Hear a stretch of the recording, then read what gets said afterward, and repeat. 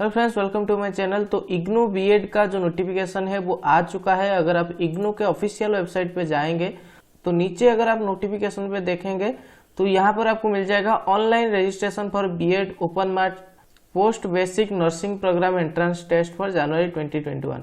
तो 2021 का जो बीएड एंट्रेंस का जो नोटिफिकेशन है वो आ चुका है यहाँ पर।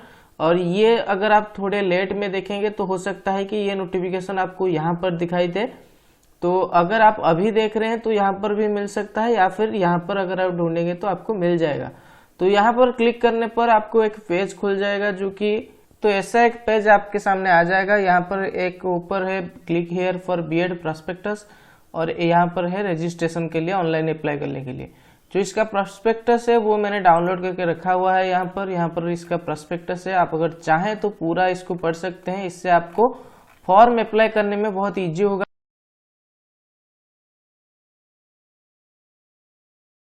और जो एंट्रेंस है वो एंट्रेंस होगा 11 अप्रैल को। लास्ट डेट रखा गया है 20 मार्च को।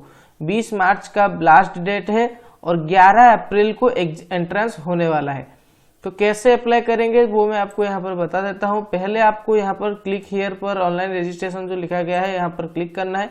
अगर आप पहले से इग्नू के यूजर है, अगर आपने बीए किया है या फिर और कोई कोर्स किया है इग्नू से, तो फिर आपके पास एक यूजर आईडी और पासवर्ड होगा, लॉगिन आईडी होगा ऑलरेडी आपके पास, अगर आप पहले से इग्नू में ऑलरेडी कोई कोर्स कर रहे हैं। तो अगर आप बिल्कुल नए हैं या फिर 2016 या 17 के टाइम में आपने एडमिशन किया था इग्नू में, तो उस वक्त लॉगिन आईडी नहीं दिया जा रहा था। ऑफलाइन एडमिशन जब हो रहा था, जब आप एग्जामिनेशन सेंटर जाके या फिर स्टडी सेंटर जाके अगर आप वहां से प्रोस्पेक्टस लाकर ऑफलाइन भरा है, आपने एडमिशन किया है, तो फिर आपका यूजर आईडी पासवर्ड नहीं होगा। लेकिन अगर आपने ऑनलाइन किया है, जैसे कि 2017 का जिन लोगों ने एडमिशन किया है उस टाइम से ऑनलाइन हो रहा था, तो अगर आपके पास यूजर आईडी है तो फिर आप यूजर आईडी से लॉगिन कर सकते हैं। अगर नहीं है तो कोई बात नहीं, आपके पास यहाँ पर रजिस्टर योरसेल्फ पे क्लिक करना है और यहाँ पर सारा डिटेल आपको भर देना है।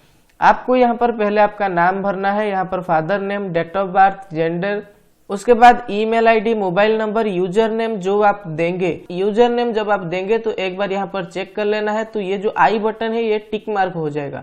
तो अगर ये टिक मार्क हो जाता है तो फिर जान लीजिए कि आपका जो यूजर आईडी जो आपने चुना है वो सही है, वो उसे आप यूज कर सकते हैं। लेकिन अगर ये टिक मार्क नहीं होता है तो फिर आपको एक दूसरा यूजर नेम चूज करना होगा जो कि जिसे आप इस्तेमाल कर सकते हैं। यूजर नेम से ही आप लॉगिन करेंगे। उसके बाद आपका पासवर्ड चूज करना है, कंफर्म पासवर्ड करना है और ये जो कैप्चा नीचे आ रहा है इसे भर देना है। और इसके बाद सबमिट करने के बाद आपका यूजर आईडी बन जाएगा। तो उसके बाद आप डायरेक्टली लॉगिन कर सकते हैं। मैंने ऑलरेडी अपना यूजर आईडी बनाया हुआ है तो मैं यहाँ पर डायरेक्टली लॉगिन कर रहा हूँ। तो आप भी यहाँ पर ऐसे ही अपना डिटेल्स भर के अपना आईडी पासवर्ड बना सकते हैं। जब पूरा डिटेल आपका बन जाएगा तो आपके पास प्रिंट का ऑप्शन आएगा। तो अगर आप प्रिंट करना चाहें तो प्रिंट कर सकते हैं या फिर स्क्रीनशॉट लेके रख लीजिए। उसमें आपके पास सारा डिटेल होगा, आपका नाम, यूजर आईडी, आपका फादर का नेम, मोबाइल नंबर, ये सब डिटेल होगा। साथ ही आपके ईमेल आईडी जो आप यहाँ पर देंगे उसमें एक ईमेल जाएगा, उसमें भी आपका पासवर्ड डिटेल ये सब होगा। उसके बाद जब आपका आईडी बन जाएगा तो आपको लॉगिन पे क्लिक करना है। यहाँ पर आएगा आपका यूजर नेम पूछेगा, पासवर्ड और ये जो कैप्चा नीचे आ रहा है इससे आपको भरना है। तो जैसे ही आप अपना डिटेल देके यहाँ पर लॉगिन करेंगे तो आपके पास पूरा फॉर्म का ऑप्शन आ जाएगा। जैसे कि पहले आपको यहाँ पर प्रोग्राम डिटेल भरना है, उसके बाद पर्सनल डिटेल, उसके बाद educational qualification, professional qualification, correspondent details, teaching experience, upload documents करना है। डॉक्यूमेंट्स अपलोड होंगे सारे, ये बात आपके दिमाग में होना चाहिए क्योंकि सारे डॉक्यूमेंट अपलोड होने वाले हैं। आपके पास सारे डॉक्यूमेंट स्कैन्ड होने चाहिए। कंफर्म डिटेल और फी डिटेल्स। तो पहले आपको यहाँ पर कंटिन्यू करना है। तो पहले आएगा प्रोग्राम डिटेल्स, प्रोग्राम आपको भरना है। यहाँ पर आएगा प्रोग्राम कोड। प्रोग्राम कोड जो है मैंने बीएड चुन लिया। उसके बाद प्रोग्राम अप्लाइड फॉर यहाँ पर चुन लिया मैंने बीएड बैचलर डिग्री। उसके बाद कहाँ पर आप करने वाले हैं, जहां पर आप जिस रीजनल सेंटर के अंदर आप करने वाले हैं वो आपको चूज करना है। आप अगर हैदराबाद के अंदर करेंगे हैदराबाद चूज करना है। आप अगर गुवाहाटी के अंदर करेंगे, जिस एरिया में आप रहते हैं आपके पास का जो रीजनल सेंटर है वो चूज कर लेना है। भुवनेश्वर में करने वाला हूं तो मैं यहाँ पर भुवनेश्वर का रीजनल सेंटर चूज कर लेता हूँ। उसके बाद आपका एग्जाम सेंटर, कहाँ पर आप एग्जाम देना चाहते हैं। एग्जाम जो है ये एंट्रेंस एग्जाम के लिए नहीं है, ये है बीएड करने के बाद आप कहाँ पर एग्जाम देंगे।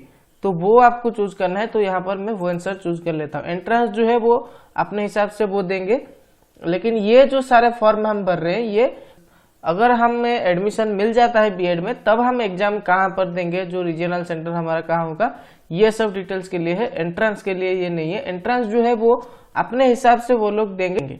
तो यहाँ पर सेव कर लेते हैं। पहला डिटेल्स मैंने भर लिया है, तो ओके करके फिर मैं पहले सेव कर लेता हूँ, फिर मैं नेक्स्ट करता हूँ।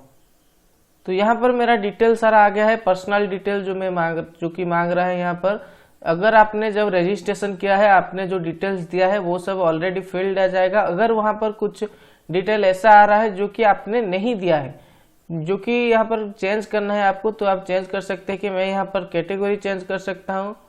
कैटेगरी चेंज कर लिया, तो फिर उसके बाद जो सर्टिफिकेट नंबर है वो मांग रहा है। उसके बाद आधार नंबर मांग रहा है। आधार नंबर आपके पास मैंडेटरी नहीं है, अगर आपके पास है तो आप दे सकते हैं, नहीं है तो नहीं दे सकते हैं। आप कौन से एरिया को बिलोंग करते हैं, अगर आप अर्बन एरिया यानी शहर, अगर आप शहर के इलाके में रहते हैं तो अर्बन चूज कर सकते हैं, अगर आप रूरल एरिया में रहते हैं तो रूरल चूज कर सकते हैं। उसके बाद आता है आपका मैरिटल स्टाटस चूज कर सकते हैं। उसके बाद रिलीजियन चूज कर लीजिए, जो भी आपका रिलीजियन है। माइनॉरिटी अगर है तो यस कर दीजिए, अगर नहीं है तो नो कर दीजिए। सोशल स्टेटस यानी कोई एक्स सर्विसमैन या फिर ऐसा कुछ है, तो अगर नहीं है तो नॉट एप्लीकेबल चूज कर दीजिए। उसके बाद फिजिकली हैंडीकैप्ड अगर है तो यस कर दीजिए, अगर नहीं है तो नो कर दीजिए। एम्प्लॉयमेंट स्टेटस, एजुकेशनल क्वालिफिकेशन पे यहाँ पर ग्रेजुएशन और इक्विवेलेंट मांग रहा है या फिर पोस्ट ग्रेजुएशन और इक्विवेलेंट। मैं यहाँ पर ग्रेजुएशन और इक्विवेलेंट चूज कर लेता हूँ। यहाँ per year of passing and division ये सब पूछ रहा है, तो पहले मैं यहाँ per year of passing choose कर लेता हूँ। तो यहाँ पर आपको मेन सब्जेक्ट लिखना है। तो मेरे जो दो मेन सब्जेक्ट थे, मैंने हिस्ट्री और इकोनॉमिक्स मेनली लिया था, तो वो मैं यहाँ पर लिख लेता हूँ। ईयर ऑफ पासिंग मेरा 2020 है, मैं 2020 चूज कर लेता हूँ। डिवीजन यहाँ पर आ रहा है, तो मेरा फर्स्ट डिवीजन थे, तो मैं फर्स्ट डिवीजन लिख लेता हूँ। और जो परसेंटेज है वो बिल्कुल आपको राइट परसेंटेज देना है। तो यहाँ पर चूज करना है आपको अपना एजुकेशन। पर्सनल डिटेल भरने के बाद आपको अपना एजुकेशन चूज करना है। मेरे यहाँ पर ग्रेजुएशन है, मैं ग्रेजुएशन चूज कर लेता हूँ। उसके बाद आपको अपना सब्जेक्ट चूज करना है कि कौन से आपके मेन सब्जेक्ट थे। मेरा जो मेन सब्जेक्ट था वो था हिस्ट्री एंड इकोनॉमिक्स, तो मैं यहाँ पर चूज कर लेता हूँ history and economics. Year of passing 2020, division first division, फिर डिटेल आपको 60%, 60.92, 64.92 हो रहा है मेरा, तो मैं यहाँ पर लिख देता हूँ 64.92। आपका जो भी परसेंटेज है वो आप चूज कर सकते हैं। यूनिवर्सिटी कौन सा यूनिवर्सिटी है, मैं यहाँ पर लिख देता हूँ इग्नो। और फिर एड एजुकेशनल क्वालिफिकेशन।